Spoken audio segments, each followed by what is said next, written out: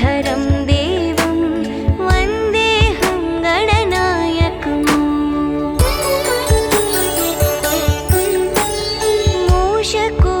मूषकोत्तममारुह्य देवासुरमहाहवे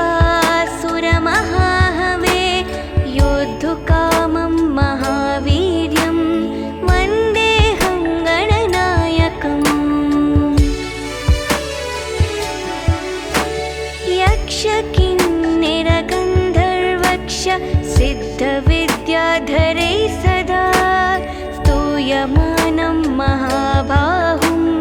वन्देऽहं गणनायकम् सर्वविघ्नहरं देवं सर्वविघ्नविवर्जितं सर्वसिद्धिप्रदातारं वन्देऽहं गणनायकम् गणाष्टकमिदं पुण्यं यः पठे सततं नरः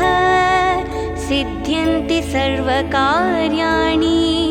विद्यावान् धनवान् भवेत्।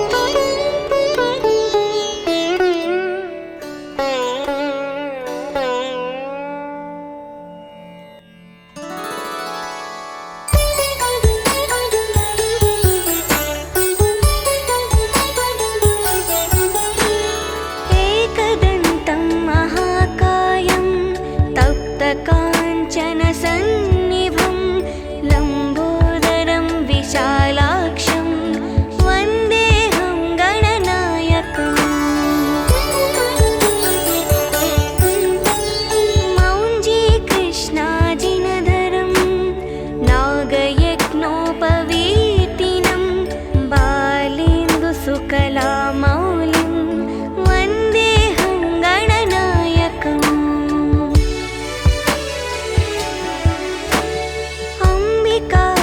अम्बिकाहृदयानन्दं मातृभिः परिवेष्टितं भक्तिप्रियं मदोन्मत्तं वन्देऽहं गणनायकम् चित्ररत्नविचित्राङ्गं चित्रमालाविभूषितं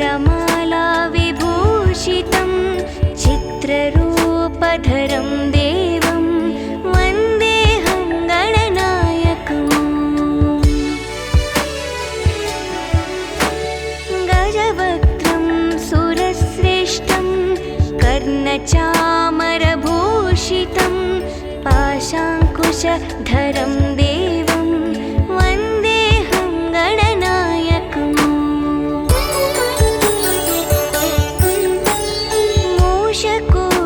मूषकोत्तममारुह्य देवासुरमहाहवे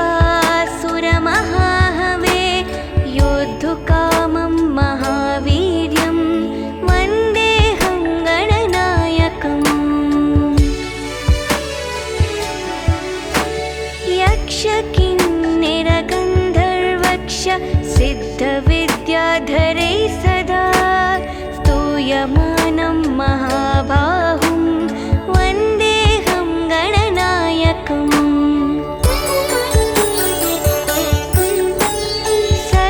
सर्वविघ्नहरं देवं सर्वविघ्नविवर्जितं सर्वसिद्धिप्रदातारं वन्देऽहं गणनायकम्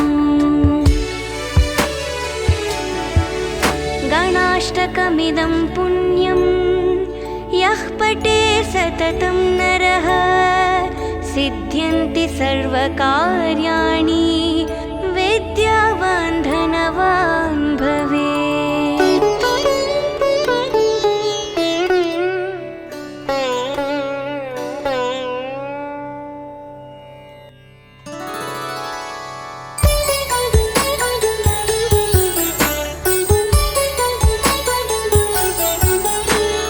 एकदन्तं महाकायं तप्तकाञ्चनसन्निभं लम्बोदरं विशालाक्षं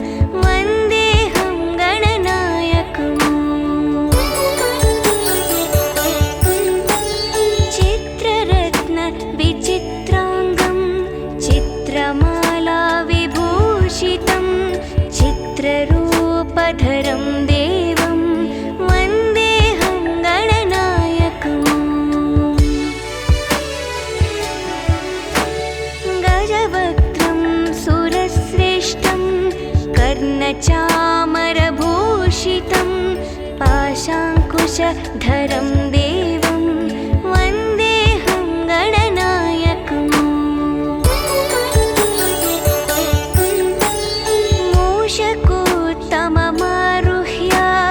देवासुरमहाहवे योद्धुकामं महावीर्यं वन्देऽहं गणनायकम्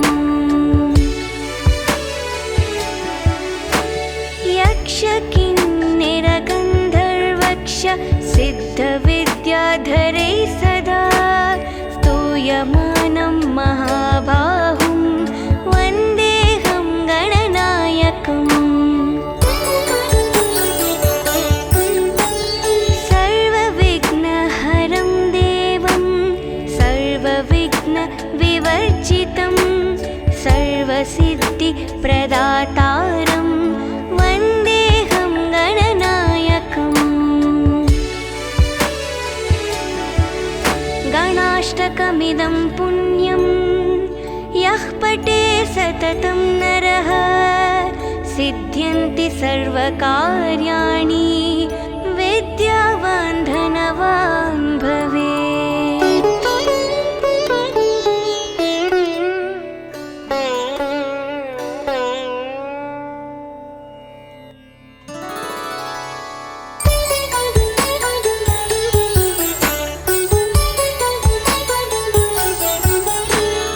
एकदन्तं महाकायं तप्तकाञ्चनसन्निभं लम्बोदरं विशालाक्षं वन्देऽहं गणनायकम् मौञ्जीकृष्णाजिनधरं नागयज्ञोपवीतिनं बालेन्दुसुकलामौलिं वन्देऽहं गणनायकम् अम्बिकाहृदयानन्दं मातृभिः परिवेष्टितं भक्तिप्रियं मदोन्मत्तं वन्देऽहं गणनायकम् चित्ररत्नविचित्राङ्गं चित्रमालाविभूषितं चित्ररूपधरं देवं वन्देऽहं गणनायकम् गजवक्त्रं सुरश्रेष्ठं कर्णचामरभूषितं पाशाङ्कुशधरं देवं वन्देऽहं गणनायकम्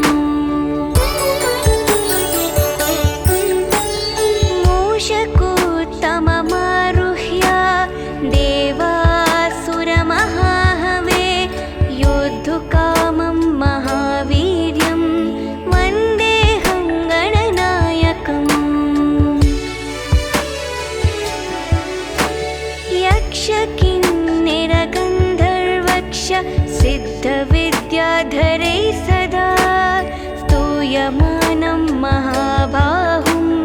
वन्देऽहं गणनायकम् सर्वविघ्नहरं देवं सर्वविघ्नविवर्जितं सर्वसिद्धिप्रदातारं वन्देऽहं गणनायकम् गणाष्टकमिदं पुण्यं यः पठे सततं नरः सिद्ध्यन्ति सर्वकार्याणि विद्यावान् धनवान् भवेत्।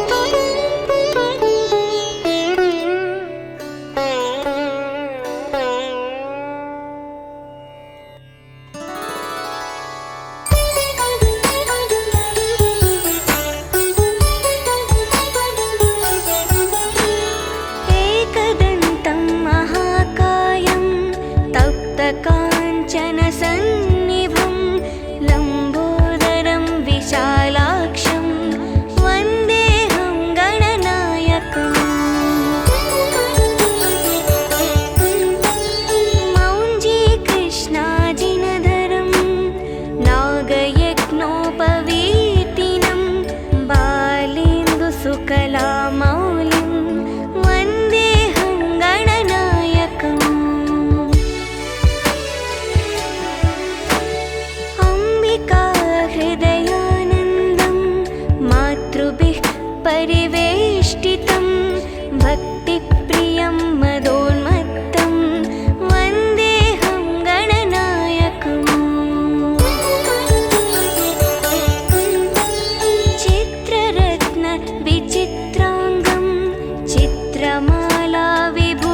विभूषितं चित्ररूपधरं देवं वन्देऽहं गणनायकम् गजवक्त्रं सुरश्रेष्ठं कर्णचामरभूषितं पाशाङ्कुशधरं देवं वन्देऽहं गणनायकम् मूषकोत्तममारुह्य देवासुरमहाहवे योद्धुकामं महावीर्यं वन्देऽहं गणनायकम् यक्षकिन्निरगन्धर्वक्ष सिद्धविद्याधरै सदा स्तूयमानं महाबाहुं वन्देऽहं गणनायकम्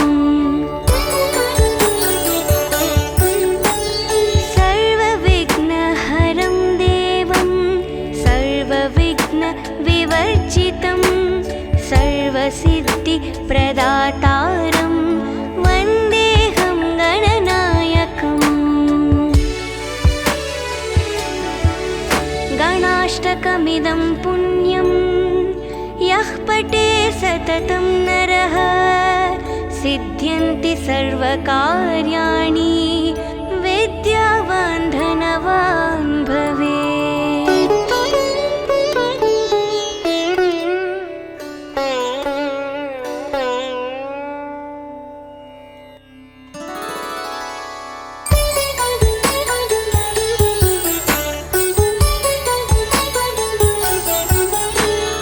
एकदन्तं महाकायं तप्तकाञ्चनसन्निभं लम्बोदरं विशालाक्षं वन्देऽहं गणनायकम्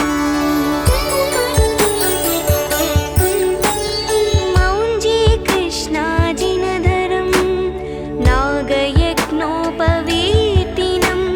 बालेन्दुसुकलामौलिं वन्देऽहं गणनायकम्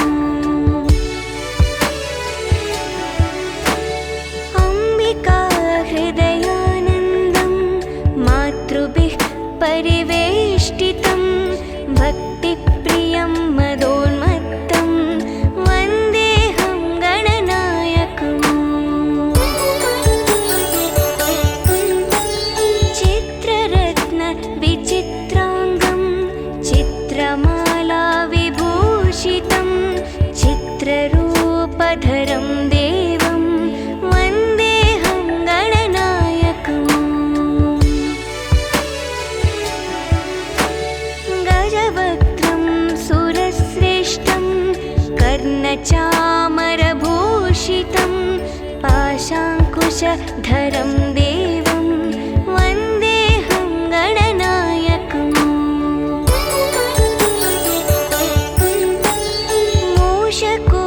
मूषकोत्तममारुह्य देवासुरमहाहवे योद्धुकामं महावीर्यं वन्देऽहं गणनायकम् यक्षकिन्निरगन्धर्वक्ष सिद्धविद्याधरै सदा स्तूयमानं महाबाहुं वन्देऽहं गणनायकम् सर्वविघ्नहरं देवं सर्वविघ्नविवर्जितं सर्वसिद्धिप्रदातारं वन्देऽहं गणनायकम् गणाष्टकमिदं पुण्यं यः पठे सततं नरः सिद्ध्यन्ति सर्वकार्याणि विद्यावान् धनवान् भवेत्।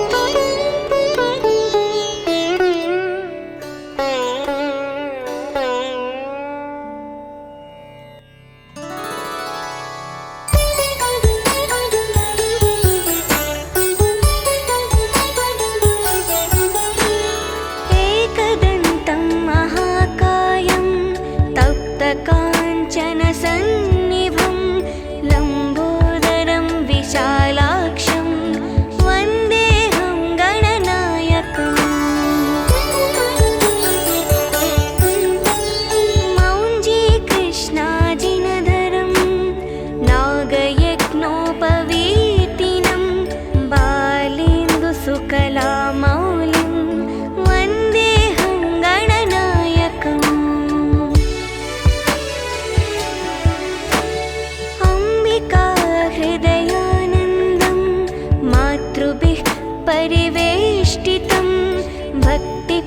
प्रियं मदोन्मत्तं वन्देऽहं गणनायकम् चित्ररत्न विचित्राङ्गं चित्रमाला विभूषितं चित्ररूपधरं देवं वन्देऽहं गणनायकम् गजवक्त्रं सुरश्रेष्ठं कर्णचामरभूषितं पाशाङ्कुशधरं देवं वन्देऽहं गणनायकम् मूषकोत्तममारुह्य देवासुरमहाहवे योद्धुकामं महावीर्यं वन्देऽहं गणनायकम् यक्षकिन्निरगन्धर्वक्ष सिद्धविद्याधरै सदा स्तूयमानं महाबाहुं वन्देऽहं गणनायकम् सर्वविघ्नहरं देवं सर्वविघ्नविवर्जितं सर्वसिद्धिप्रदातारं वन्देऽहं गणनायकम्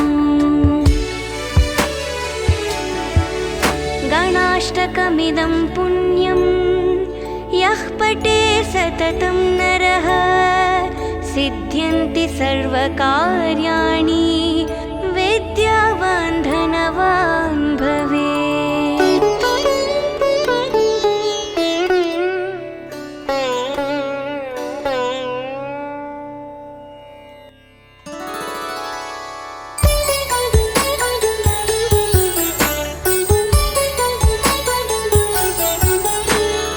एकदन्तं महाकायं तप्तकाञ्चनसन्निभं लम्बोदरं विशालाक्षं वन्देऽहं गणनायकम् मौञ्जीकृष्णाजिनधरं नागयज्ञोपवीतिनं बालेन्दुसुकलामौलिं वन्देऽहं गणनायकम्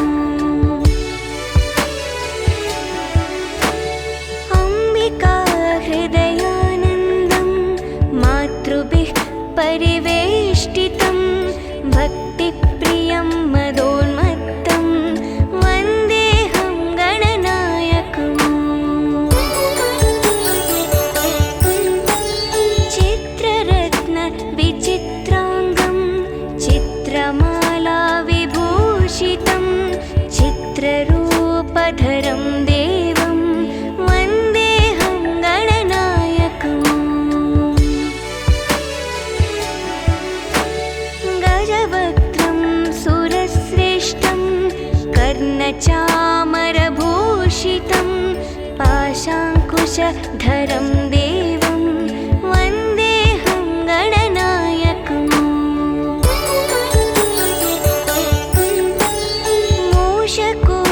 मूषकोत्तममारुह्य देवासुरमहाहवे योद्धुकामं महावीर्यं वन्देऽहं गणनायकम् यक्षकिन्निरगन्धर्वक्ष सिद्धविद्याधरै सदा स्तूयमानं महाबाहुं वन्देऽहं गणनायकम् सर्वविघ्नहरं देवं सर्वविघ्नविवर्जितं सर्वसिद्धिप्रदातारं वन्देऽहं गणनायकम् गणाष्टकमिदं पुण्यं यः पठे सततं नरः सिद्ध्यन्ति सर्वकार्याणि विद्यावान् धनवान् भवेत्।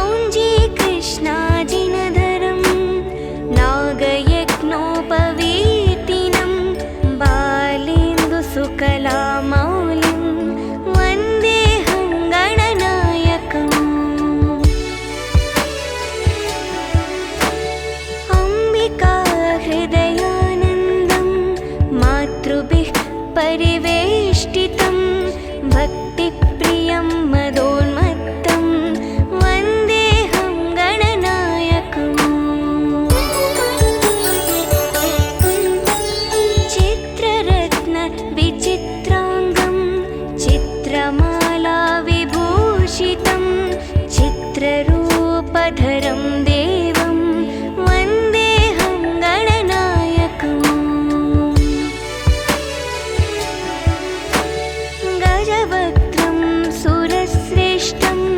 कर्णचामरभूषितं पाशाङ्कुशधरं देवं वन्देऽहं गणनायकम् मूषकोत्तममारुह्य देवासुरमहाहवे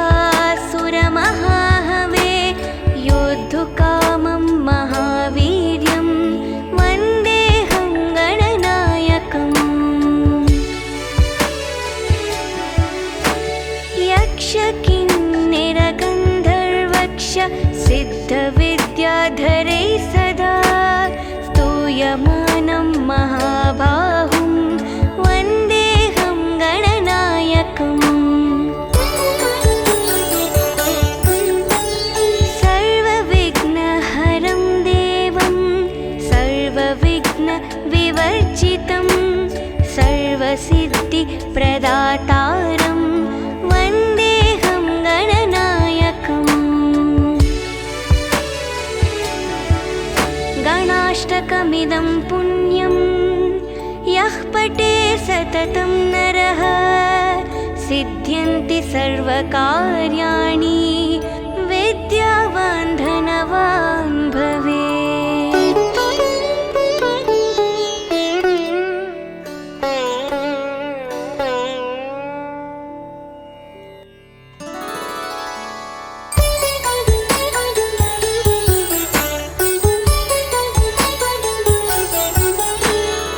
एकदन्तं महाकायं तप्तकाञ्चनसन्निभं लम्बोदरं विशालाक्षं वन्देऽहं गणनायकम् मौञ्जीकृष्णाजिनधरं नागयज्ञोपवीतिनं बालेन्दुसुकलामौलिं वन्देऽहं गणनायकम् अम्बिकाहृदयानन्दं मातृभिः परिवेष्टितं भक्तिप्रियं मदोन्मत्तं वन्देऽहं गणनायकम् चित्ररत्नविचित्राङ्गं चित्रमालाविभूषितं चित्ररूपधरं देवं वन्देऽहं गणनायकम् गजवक्त्रं सुरश्रेष्ठं कर्णचामरभूषितं पाशाङ्कुशधरं देवं वन्देऽहं गणनायकम्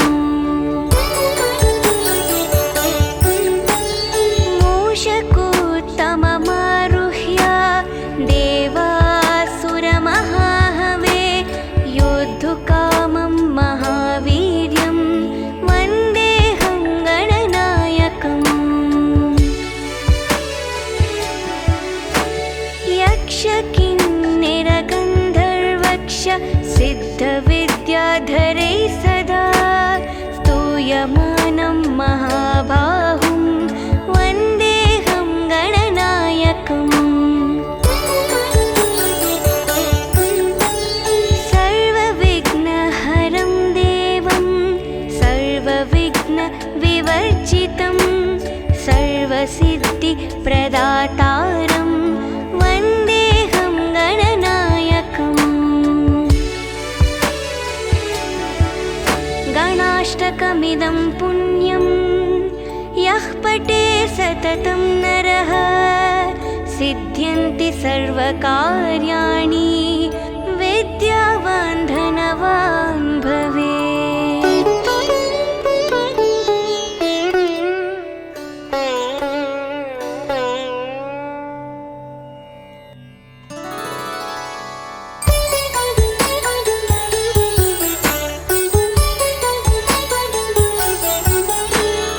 एकदन्तं महाकायं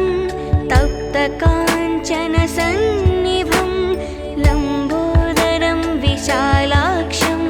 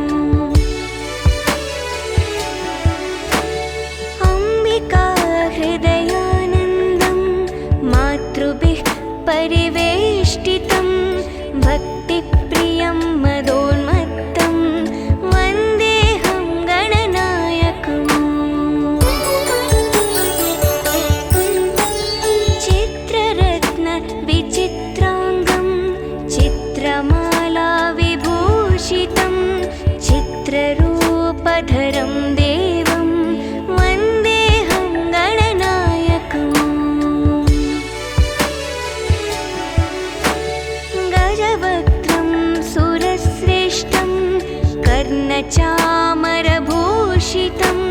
पाशाङ्कुशधरं देवं वन्देऽहं गणनायकम् मूषकोत्तममारुह्य देवासुरमहाहवे योद्धुकामं महावीर्यं वन्देऽहं गणनायकम्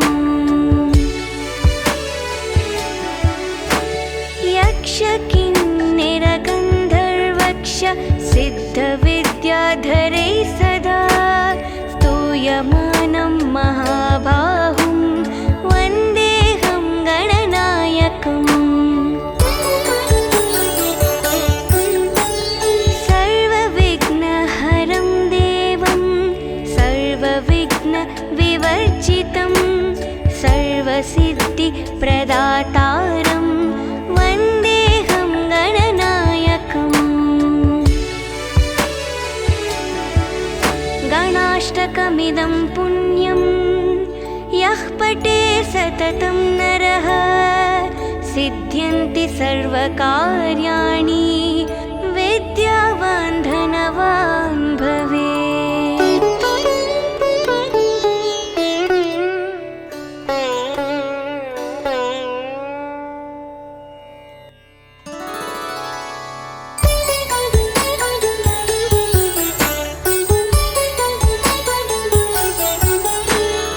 एकदन्तं महाकायं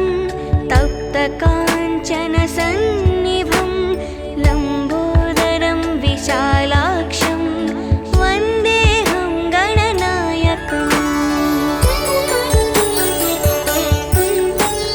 मौञ्जीकृष्णाजिनधरं नागयज्ञोपवीतिनं बालेन्दुसुकलामौलिं वन्देऽहं गणनायकम् अम्बिकाहृदयानन्दं मातृभिः परिवेष्टितं भक्तिप्रियं मदोन्मत्तं वन्देऽहं गणनायकम्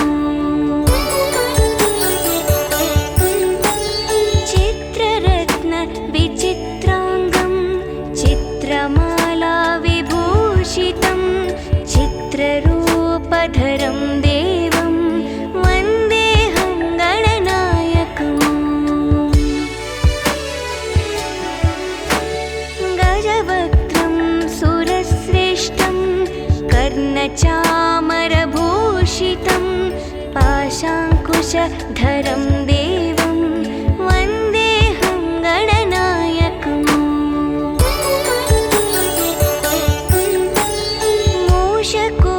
मूषकोत्तममारुह्य देवासुरमहाहवे योद्धुकामं महावीर्यं वन्देऽहं गणनायकम् यक्षकिन्निरगन्धर्वक्ष सिद्धविद्याधरैः सदा स्तूयमानं महाबाहुं वन्देऽहं गणनायकम् सर्वविघ्नहरं देवं सर्वविघ्नविवर्जितं सर्वसिद्धिप्रदातारं वन्देऽहं गणनायकम् गणाष्टकमिदं पुण्यं यः पठे सततं नरः सिद्ध्यन्ति सर्वकार्याणि विद्यावान् धनवान् भवेत्।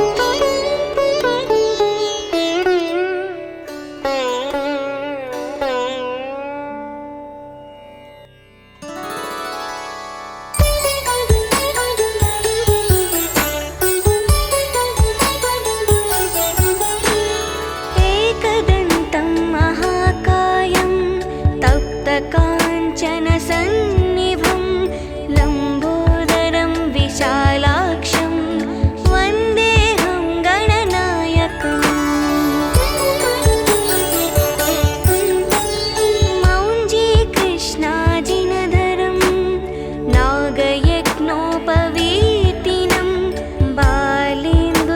सकलामौलिं वन्देऽहं गणनायकम् अम्बिका हृदयानन्दं मातृभिः परिवेष्टितं भक्तिप्रियं मदोन्मत्तं वन्देऽहं गणनायकम् चित्ररत्नविचित्राङ्गं चित्रमाला विभूषितं चित्ररूपधरं देवं वन्देऽहं गणनायकम् गजवक्त्रं सुरश्रेष्ठं कर्णचामरभूषितं पाशाङ्कुशधरं देवं वन्देऽहं गणनायकम्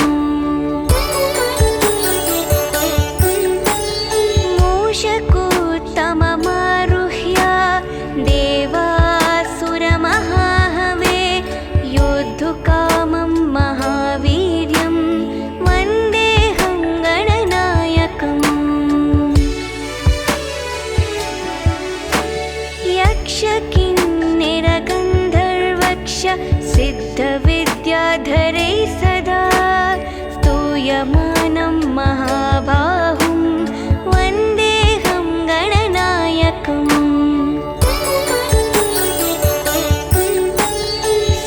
सर्वविघ्नहरं देवं सर्वविघ्नविवर्जितं सर्वसिद्धिप्रदातारं वन्देऽहं गणनायकम् गणाष्टकमिदं पुण्यं यः पठे सततं नरः सिद्ध्यन्ति सर्वकार्याणि विद्यावान् धनवान् भवेत्।